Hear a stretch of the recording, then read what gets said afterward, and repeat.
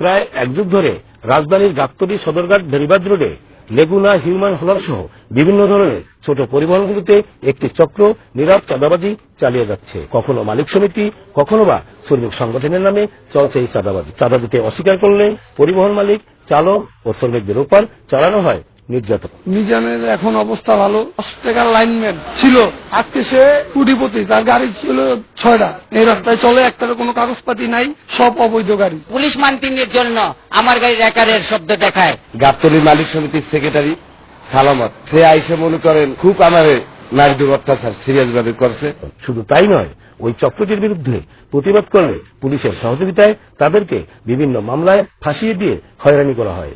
বাংলাদেশ সড়ক পরিবহন শ্রমিক ফেডারেশন এবং মহানগর পুলিশের যৌথ সভার সিদ্ধান্তে প্রতিটি পরিবহন থেকে প্রতিদিন 70 টাকা চাঁদা নেওয়ার বিধান থাকলেও নেওয়া হচ্ছে 400 টাকা। নির্যাতন চালাচ্ছে মালিক সমিতির মতিউর রহমান বাবু, মালিক সমিতির সেক্রেটারি সালামত, মালিক সমিতির ক্যাশিয়ার মিজান সাহেব।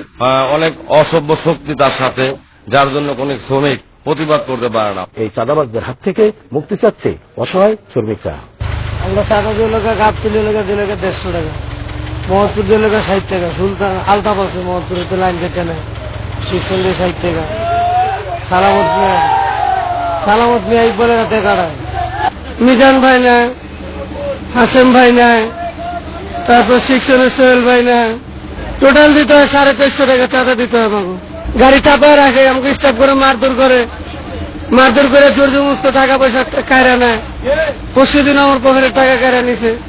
চাঁদা দিতে হয় 400 টাকা, চাঁদা দিতে হয় একবারে, সবারে মিলে 400 টাকা চাঁদা দিতে হয়। চাঁদা দেই এলো 400 টাকা। এদিকে মালিক সমিতির সভাপতি বাড়তি চাঁদা আদায়ের বিষয়টি অস্বীকার করেছেন। 400 টাকা যাচ্ছে, কিন্তু মালিক সমিতি মনে হচ্ছে 400 টাকা নেয়। শ্রমিক সংগঠনের নিয়ম নীতি আছে 30 টাকা করে। ওখানে আমরা মালিককে আলোচনা করে 70 টাকা। ওসমান গনি বাবুল, বিজয় টিভি, ঢাকা।